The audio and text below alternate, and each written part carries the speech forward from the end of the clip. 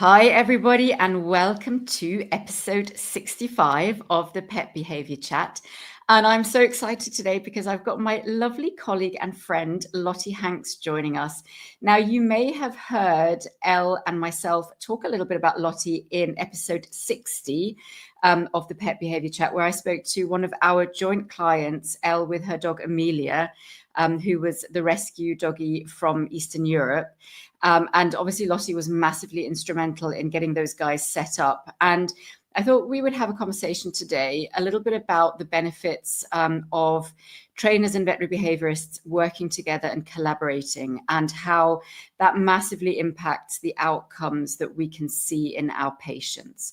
So I want to say welcome, Lottie. Lovely to have you here. Thank you for having me.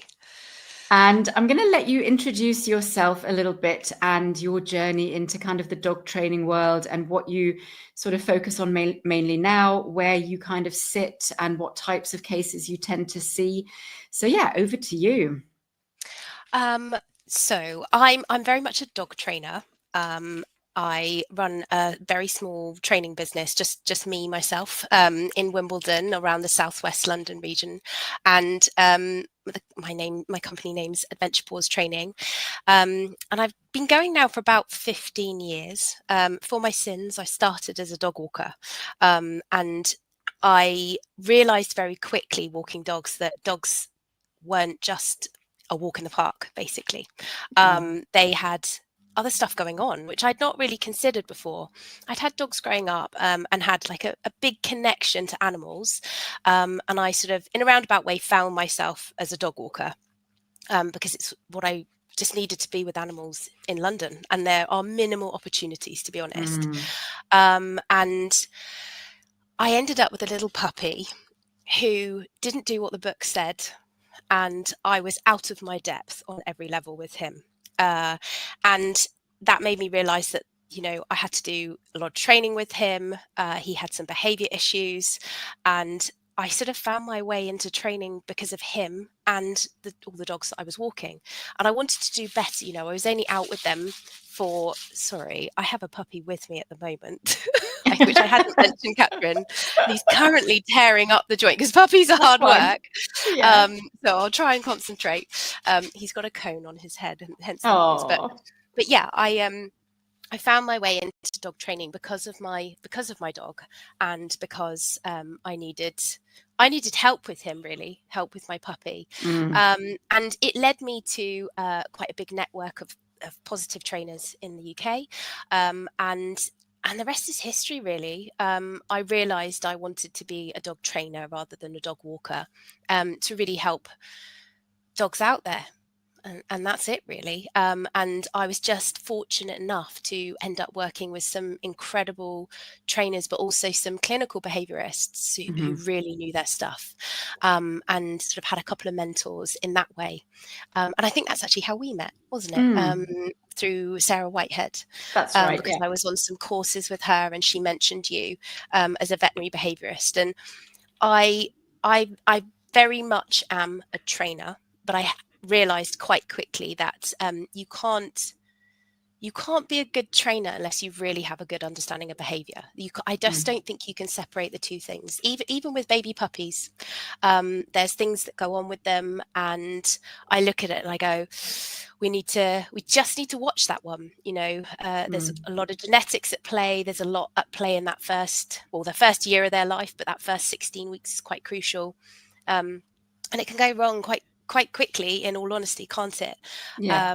And I think I had gone into that myself, and I didn't want people to make the same mistakes I did. That's really my goal in my training is I love working with puppies or guardians with puppies, because I don't want them to make mistakes that are so easy to make, but also easy to not make as well if you know your stuff. I think it's tricky when there's a wealth of knowledge on Dr. Google. I even do this with my children. If there's something going on with them, I'll Google it, and then I'll think, well, who's written that? And you don't know. And so I think speaking to people who are more knowledgeable than me, like yourself, is why I'm always reaching out to get the best possible information, making sure that I'm giving the guardians and the clients that I work with the best possible information. Because it's all very well me teaching tricks like sit and down and stuff, but you can go so much more into offering dogs and puppies things. And I think that's really my goal in any training that I'm doing with a guardian. Amazing. Yeah. And I think there are a couple of like really big pieces to pick up on here. And the first one is, obviously you mentioned you love working with puppies, and I mean, obviously we all do, but it's such an important like part of their life or developmental stage in their lives, isn't it? And like you say, if you get things not quite right in that puppy stage, that can potentially have such big knock-on effects for adult life and adolescence in particular. So I think, you know, that's one really big piece of the puzzle. And then the other thing I think, you know, that's really sort of amazing is I so love working with you because we kind of learn from each other so much, you know. And what I love as well is that you're very open to that, you know, learning maybe from others or, you know, getting a better understanding. And you're right, it's almost impossible to separate training from behavior. They are essentially, you know, the same thing. And being open to actually seeing behavior as part of that training process and how behaviors can also influence what you choose to train or not train. So, yeah, I think that's a really big piece for sure. I remember running my first puppy class and speaking to my mentor at the time. I was, you know, I'd done some learning. I'd learned how to teach this stuff. I'd sort of learned how to teach it to people, because it's all very well training a dog or a puppy yourself. That is quite easy in my head. That comes naturally. I'm not a teacher at all. I wasn't. That is actually now what I kind of think I am. I train humans to train their puppies, really, because that's the only way they get trained. But I remember running my first puppy class and saying to my mentor just literally an hour before, I feel like a fraud. Why? How can I be doing this with people? You know, it was so mind blowing. As she said, don't overthink it. Just do what you do. And she said, you're not going to cause damage. And that phrase, you know, don't cause damage, you're not going to cause damage, is the most crucial thing, really, I think I learned. Because when I don't know something, and almost every day a guardian will ask me or say, oh, why are they doing this? And instead of just faking an answer and not being, you know, and just kind of going, I must answer because they're paying me to know this stuff, sometimes I'm like, oh, that's a great question. I actually don't fully know. And sometimes it's like, well, let's look at where's the reinforcement, what's the function of the behavior. We can bring a lot of things back to that. But sometimes I'm like, sure, I'll speak to some colleagues. I'll probably message you, or, you know, ask someone, because someone else will have seen it, someone will have had some learning themselves. And I think I'm always prepared to put my hands up and go, I don't know. I can't pretend to know everything. And at the end of the day, I don't think we can always 100% know, because we're living with a different species, which is an absolute privilege, isn't it? That we live with this species, which we have chosen to bring into our home. And I feel passionately about the fact that we should be offering them the absolute best with that. And so if I don't know the answer to something, going up, asking someone else, or even going across and saying to a colleague, this dog will not do a hold and I don't know why. And they'll say something like, I don't know, put their paws up on something. That's worked for me. And put their paws up and suddenly they hold. And like, oh, okay, I learned that. And so I think it's not, you know, it's always being prepared to just put your hands up and go, I don't know, or let's work that out together, rather than I am an expert. I hate the phrase expert. It just sits really uncomfortably. I'm not.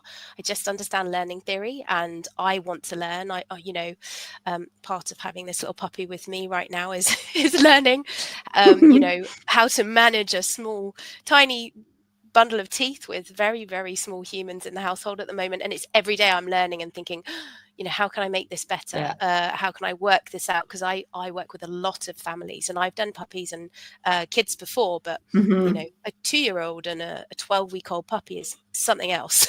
Oh my God, that sounds like just, yeah, great craziness. idea, right? Yeah, craziness. But you know, I'm working my way through it, and I think it's having this kind of open conversation, and I'm privileged enough for a lot of the clients that I work with to allow me to stay with them working for quite a long time as well. Even if it is just puppies, we do the puppy stuff and then we'll do some adolescent stuff, and all the way through their lives. It's lovely. I got contacted by someone that I was training with 10 years ago the other day. And that's just really nice. Yeah, that's really nice. And honestly, the amount of times I've said to clients, I have no idea, when they've asked me like, why is he doing this behavior, or what do you think that means? I don't know. Honestly, like a lot of the times I can make an educated guess, and I said it in a webinar the other evening. So I was giving a webinar for a big pharmaceutical company on, I think, feline house soiling. And there was a question at the end that I have had absolutely no idea. And, I've just passed my American board exams, and there could absolutely be that kind of thought in the back of your mind, oh my God, now I really am a specialist. Now I really should know all these answers. But sometimes you bounce up against behaviors that you've just, perhaps nobody's ever seen before. And you're right. We're living with species, dogs and cats, that are just so very different. And we can't really ever know. And I think it's not okay to presume that perhaps we do always know. So I love that. And I'm the same. I will often say I've absolutely no idea. I've been a vet for 25 years and I just don't know this one, and we'll figure it out together and we'll try some things out. But yeah, I think that's a really great way of approaching things. And I'm sure your clients actually really appreciate you for that as well. Yeah, I don't know. I've never yet had anyone that kind of goes, well, hang on, you should know. I'm just like, well, at the end of the day, they can't speak to us verbally, can they? We can read them easily if we understand body language, or we can then kind of think what we think they're potentially feeling or experiencing, trying to understand emotional response and that kind of thing. I find it a bit of a challenge sometimes. A lot of people call me and they're desperate to get onto a puppy class or do some one-to-one training, and we've not got the space. We fill up very quickly, and my one-to-ones fill up, and they sort of say, I must do the training. And I went, do you know what? Don't stress about teaching a sit. It's not that useful very often. Right. Puts a lot of pressure on joints. It's not really a natural species specific behavior. Just build a relationship with your puppy. And there's this like tumbleweed of silence. And they're like, huh? Surely we must just be teaching sit. And I'm like, don't worry if you don't teach sit for a really long time. Build a relationship with your dog or your puppy, because when you've done that, then they're more likely to recall to you in the park. Then they're more likely to feel settled, and their emotional state is likely to be better. So do these few things for the next few weeks, and then I'll come see you, or you can then get onto the next class or whatever it is. And I think that's what I've learned as one of the most important things. Again, trying to get this across to guardians. It's not about the tricks. It's about, this life, this very short life that we have with these dogs that did not ask to be born, did not ask to be of this world, did not ask to live in our environment. So we have to see things from their perspective, try to see things from their perspective, and how we can just make that as best as possible, which again comes down to like why in my bones I'm not going to use any kind of aversives or those kind of methods. It doesn't sit right when it wasn't their choice to be here. It wasn't their choice. We can do so much better. We can do it a different way. Quite often it's harder work. It takes more effort. It's simple, but it's not easy.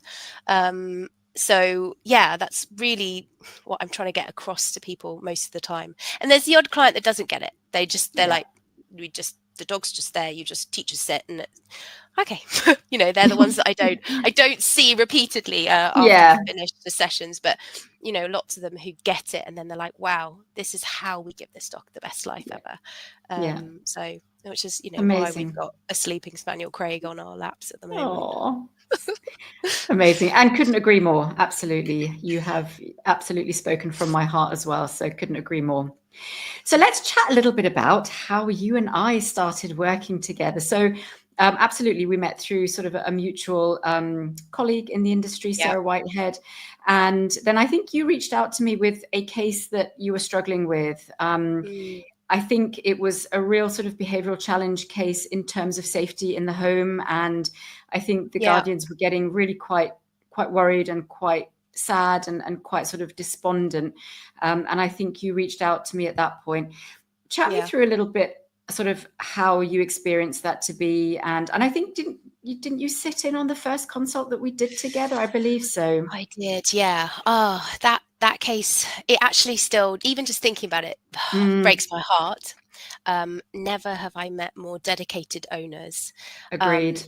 And I think what sat with me is I felt so much responsibility for them, because I'd known that puppy from word go. They had and were offering that dog everything they could. And I really felt like I was letting them down and had let them down. And there'd been a period where I think I'd been away on my first maternity leave and I'd not seen them for a while, and things had escalated. And I think because I'm not a behaviourist, I'm not a vet, sometimes I go into situations and I haven't had formalized behavior training. I haven't gone to university, I haven't done a degree. And I don't actually want to be a behaviourist, but I find behaviour cases fascinating, again, because I see behaviour every day. But I felt responsible because I think in my bones I'd known from word go, but not known why or what. But there was something, it just didn't feel right with a puppy. He was the loveliest puppy, he was the loveliest dog, but he was a Vizsla, and I think that Vizslas in general can really struggle. I'm going to say London, I was in cities, maybe, I don't know. You may have experienced more, but from word go, I knew that something wasn't sitting right with this. And I had felt that myself with my own dog for many years, but I didn't know what was going on. And like we've already discussed, sometimes I don't think you can know. And it's not enough to say to a client of a puppy that's, very young, or even an adolescent that's then experiencing some issues, which is quite common in adolescence, isn't it? It's not right just to go, I feel like something's not quite right, but I don't really know what. You need to spend your hard-earned cash to go and see someone. And if you take a dog without really obvious issues to a GP vet, they'll sort of check them over, they'll have a look, they might check a temperature, they'll prod and poke them a bit, and they'll go, there's nothing wrong with them. And I come up against that regularly, and I think I felt like I hadn't said early enough on to them that they needed to seek advice. And I was working through things with them, all these kind of fairly normal behaviors, but there was something else. I felt it in my body. There was something else going on, but I wasn't sure what. And in the end, I think I came back from my maternity leave, and things had definitely escalated. And I think at that point, I started reaching out to some of my clinical colleagues and sort of said, I need help with this, or they need help. What's going on? And I think I looked at the list, or the waiting list to see veterinary behaviourists in the UK was just months. And I thought, we haven't got months. It's now. We've got to do now. We've got to do it as quickly as possible. And I think Sarah mentioned that you consulted, because I don't think we'd actually ever spoken or met. And I think I said, let's take a punt. I've got this recommendation, and that's how they came to seeing you. And it was a sad case, wasn't it? It was a really sad, challenging case, and one I still feel responsible. It breaks my heart. I still feel responsible for it, and I think that's part of the attachment that I make to families. Like I said, I train people, not dogs. I often feel quite deeply about the guardians that I work with. And Vizslas, it's always Vizslas. I know, we seem to have a run of them, don't we? But I think those are those cases though where, when you had a gut feeling that there was something different about this puppy, you had that gut feeling already. And then as time went on, it came to life that there was really something quite different about this dog as it got older. And then I think, it's when you get to that point where, your normal strategies and your normal things that you would do and look out for just kind of hit a wall, then that's absolutely the time that you have to reach out. And I know that, around the world globally, there is a massive shortage of veterinary behaviourists, and it's like you say, there are waiting lists, and it can be quite difficult because many of us also have to do research-based work and that sort of thing. Not everybody does clinical work, even if they're a veterinary behaviourist. And, luckily I was in the position to be able to see you at that time.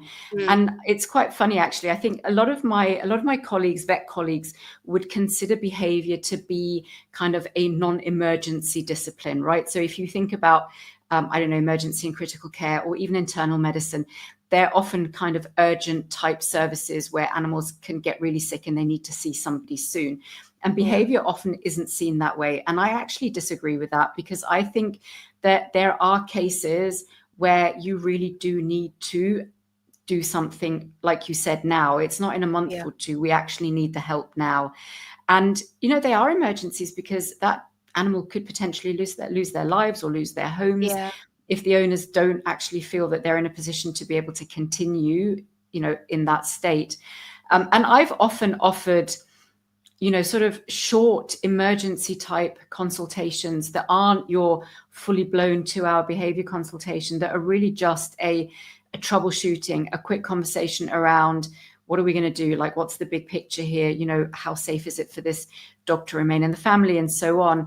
So I'm very much open to seeing those sorts of cases. And I think I'm a little bit different there than some of my colleagues, not everybody, but some of them, who have these very sort of strict kind of rules and protocols that they follow in these longer waiting times. Working.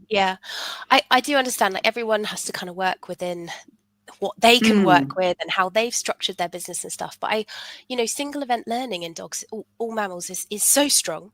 You only need to do and repeat a behavior a couple of times and to get the reinforcement, and then it's there. It's a behavior. So in a way, when you've got unwanted behaviors, and I always think it's, at the end of the day, we have this big word, aggression.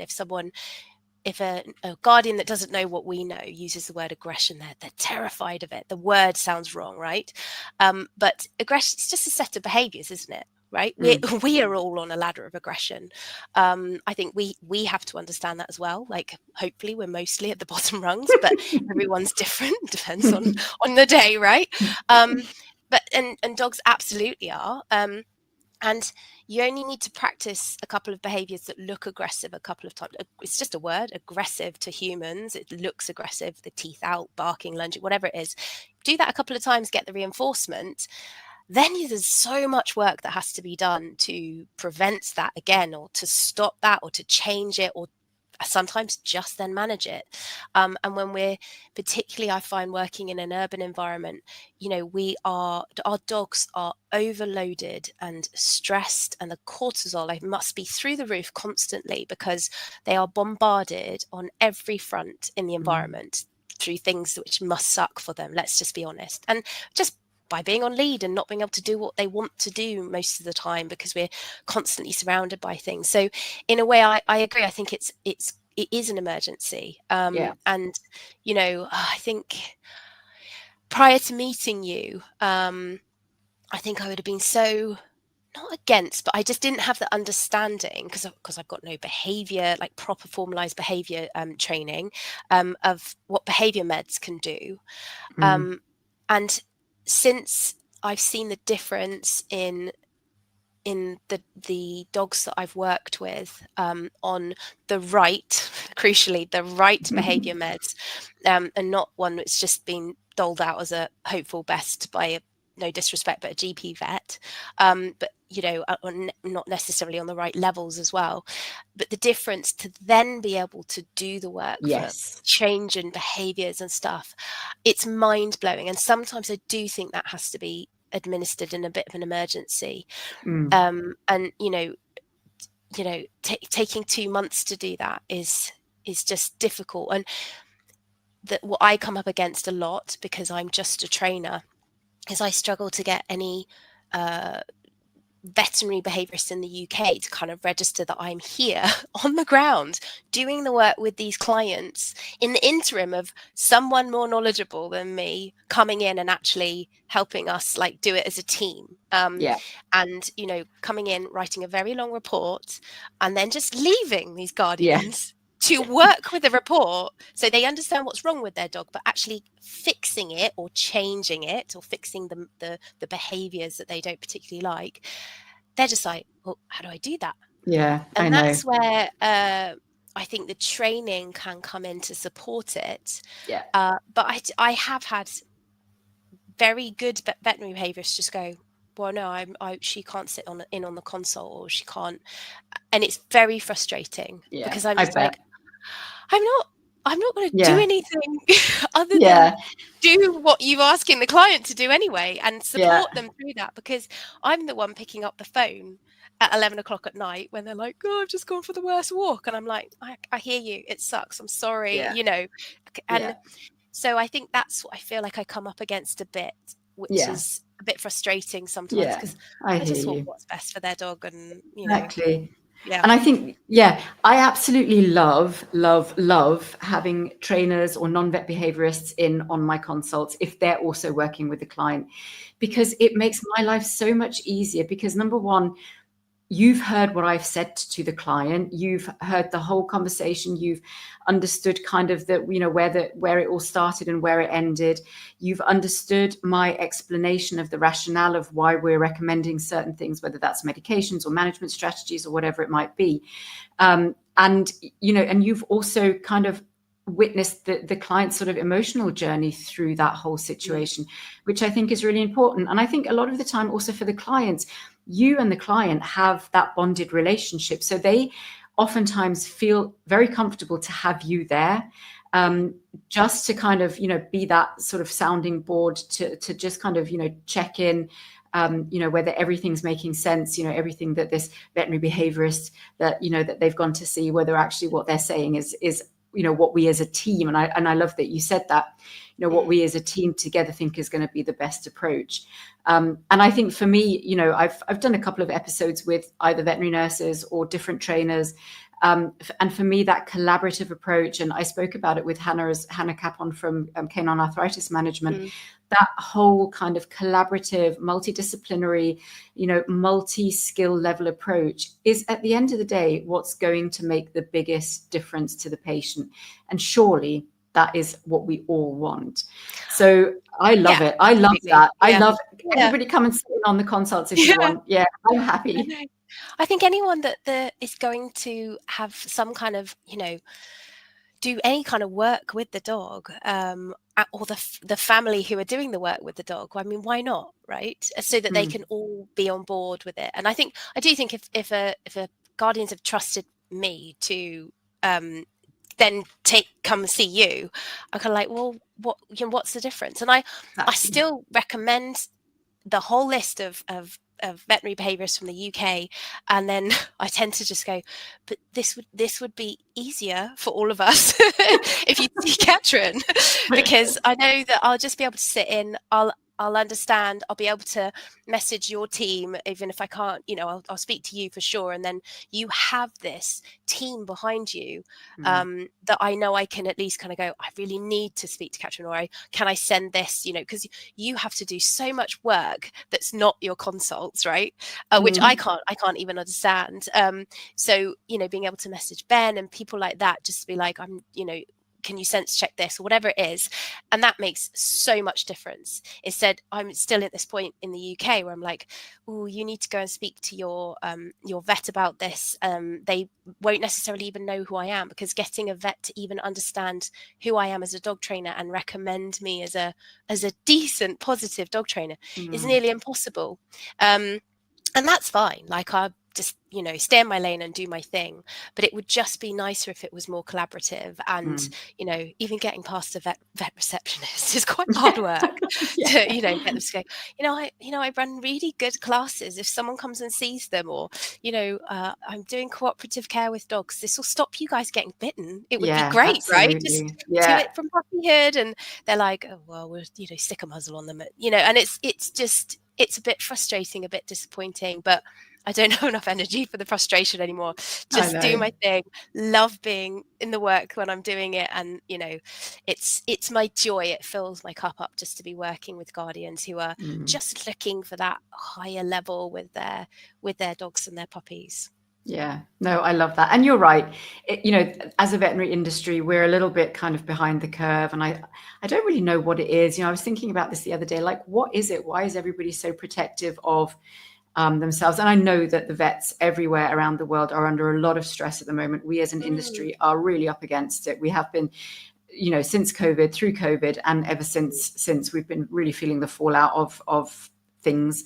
But yeah, it shouldn't have to be that hard. And I think the other thing, just coming back to what we were talking about earlier, is that whole idea of, when you're training, like I said, the methods that you normally know are successful, when they're suddenly not working on this one individual, and then I perhaps come in with a psychopharmaceutical, a behavior medication, and then all of a sudden it's like, ta-da, right? Those kind of, like that cloud lifts. Yeah, And absolutely. all The of a clouds sudden the part. dog is able to learn again. And I think that's such a great way of me being able to support you, and you being able to kind of bring those trickier cases to me. So it's like a true sort of referral, collaborative approach, which I love. Yeah, me too. Yeah, absolutely. So let's talk about a couple of our other cases. We've got the lovely Amelia and Elle, who I chatted to in episode 60. So if anybody wants to go back and have a listen to that, it's a truly inspiring episode. Yeah. Elle is just such a lovely, lovely doggy mum, and she's gone through a transformation, I think, of her own through having Amelia. But she was definitely one that we kind of, right from the start, we worked on together really early doors, because she was just so anxious. Yeah, I think from the outset, I think in the first conversation I had with Elle, I was like, we need help. This is so above my remit. I can teach you how to do this stuff. I know how to do the behavior adjustment stuff. But Amelia was so shut down and so petrified about what she'd been through. It wasn't fair to even take the time that it would have taken to get her out of the crate or whatever it was. It felt cruel, to be honest. And I think even Elle would say that now. What Amelia went through was so hard on her. It was tough, and it was tough. It was really tough. And there's real ethics to question there, aren't there? But luckily, Amelia is with Elle. I mean, thankfully, it would be a different story potentially if she'd landed with a different human. And the dedication and change and the passion that Elle has put into this dog is it changed her life. As in, like, Elle has changed her entire life for Amelia, which is just, I mean, that's what I live for. That's why I want to work with, these sorts of guardians. So I think it was a really tough case, and I think it will continue to.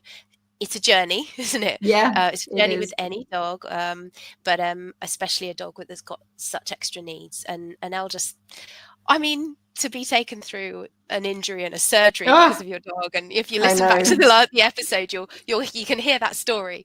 And I was like, oh my God, we should just give Amelia up, because she literally couldn't walk upstairs for weeks, and she just took it, and she just does everything for that dog. Mind-blowing, isn't it? It is it is actually mind-blowing. That level of dedication.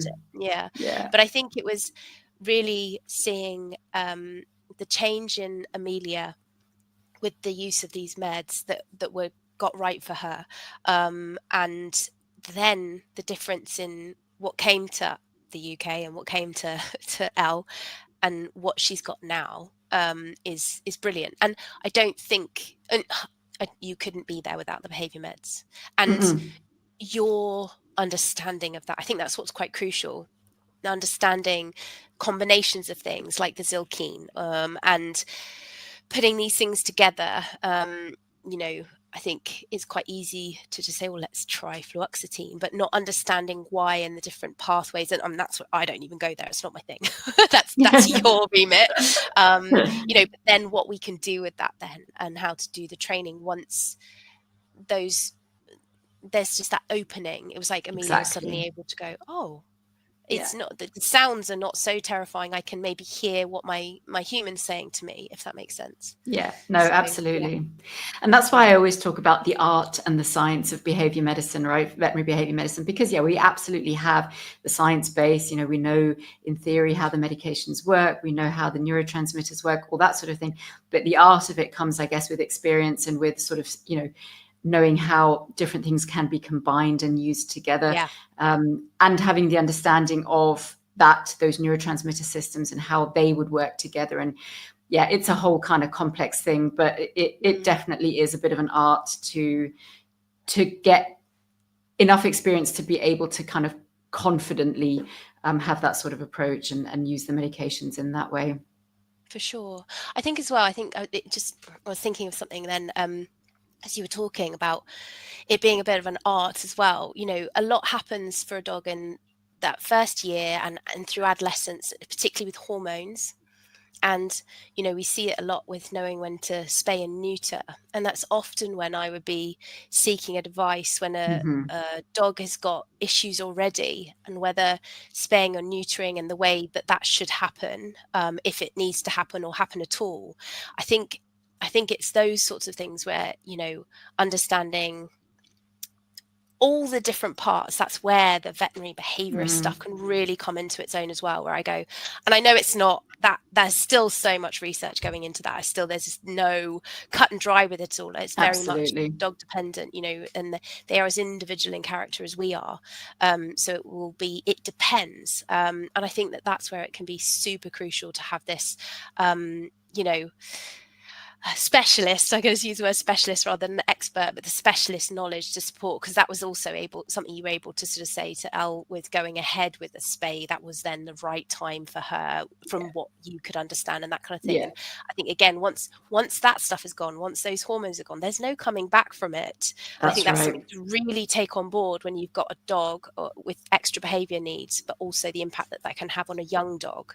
And I think that's super important. And sometimes I don't think people really take that on board until they've seen the problems that it can cause. So and it's such a complex topic, you're right, and we probably still don't understand everything about it, all the different implications. And I think it will continue to be a case-by-case decision that needs to be made. I don't think you can have a blanket statement for all female dogs should do X and all male dogs should do Y. I just don't think that will ever be the case, no matter how much further we get in terms of research and science. But absolutely, that whole hormonal piece, it's quite mind-blowing how the different effects of that can play out as well. So and then obviously, if you have multi-dog households and it starts to become complex, layer upon layer upon layer of complexity in that way. We're just like humans. All mammals. Exactly. We are complicated, aren't we? That's right. That's right. All right, let's chat very, very quickly about the lovely Victoria and Biscuit before we wrap up, because she's our other really lovely joint client. And again, what a transformation. I mean, and again, I don't think we'll ever be at the point where any of these dogs are cured, because that just doesn't happen.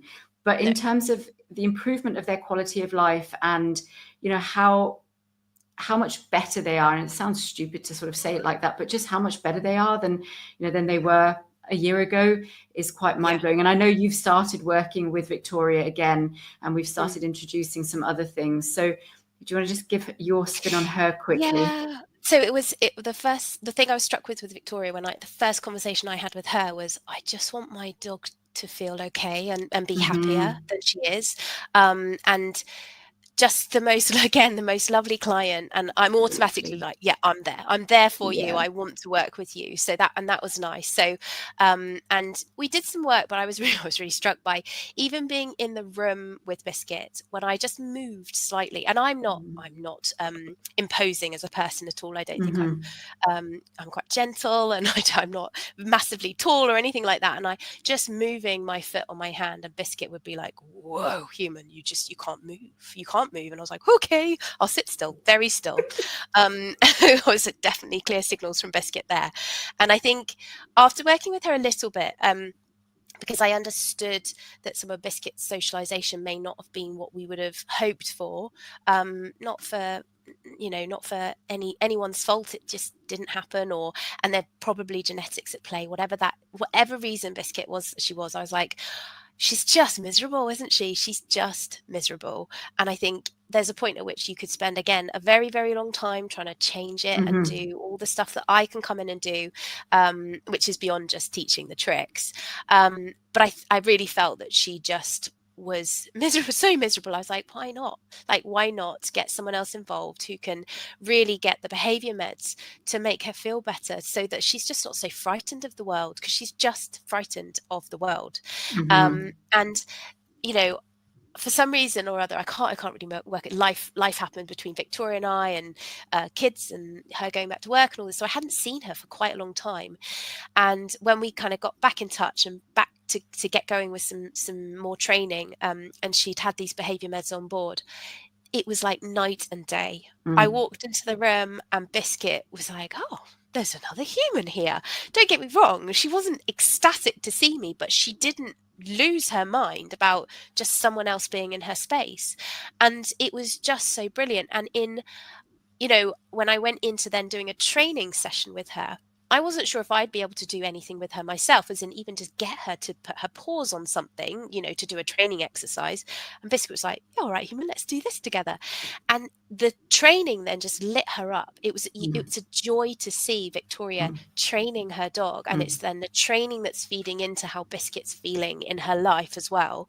And that that just gives me goosebumps even talking about it, right? Because the difference in her and seeing this dog which is so happy, and then that connection between her and her owner or guardian is just, that's it. That's what I live and breathe for in my work, and that's all we can ask, right? Is that change in how our dog is feeling about their life.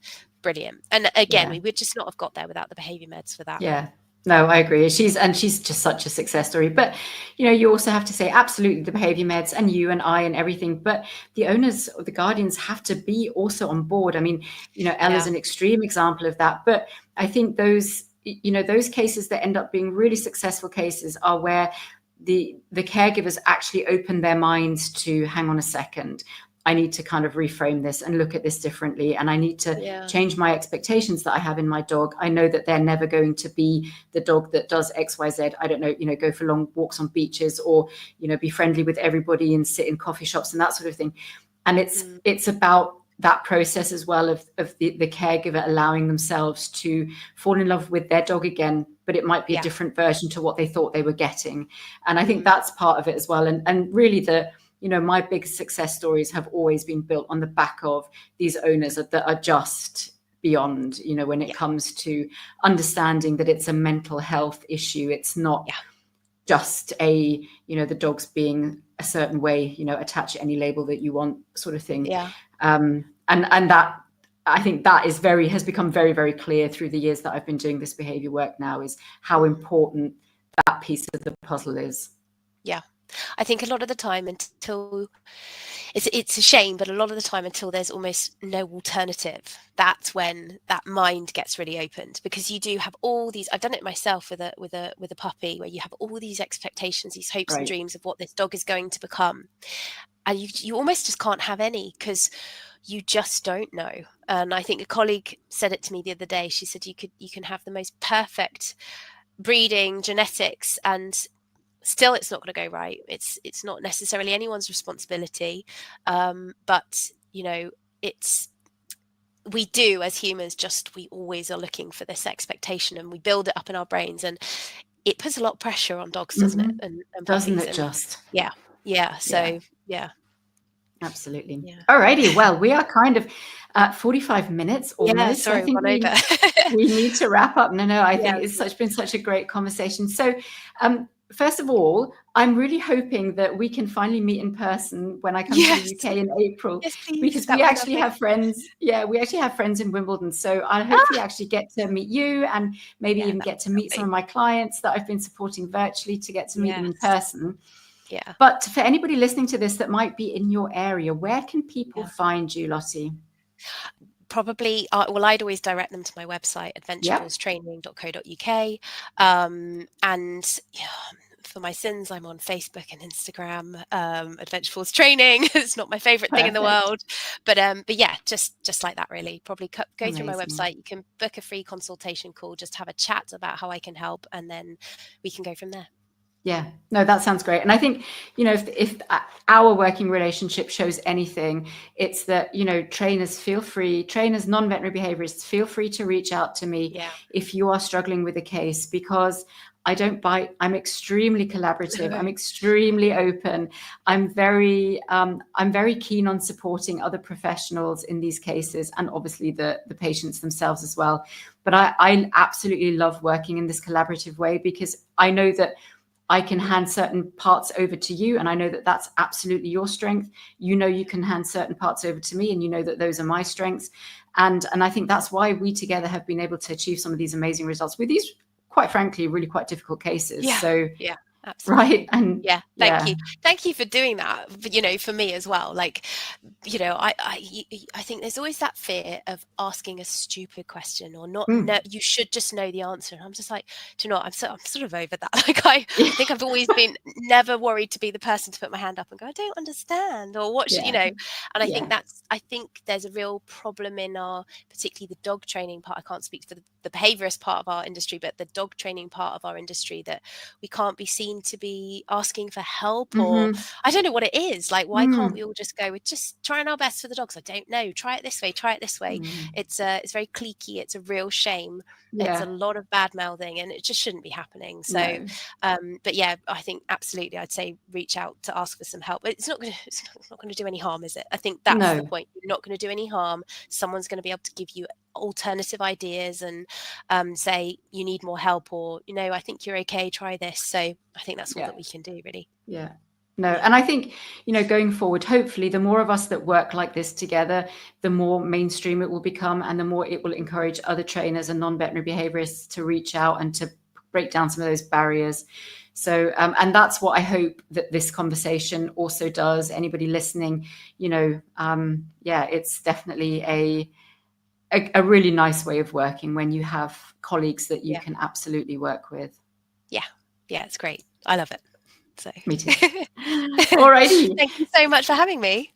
Oh, thank you so much for your time and for joining me. It's been an absolute pleasure, as always, to have a chit chat. And thank you, everybody, for listening, tuning in, and we will see all of you next week for episode 66. Bye for now. Bye.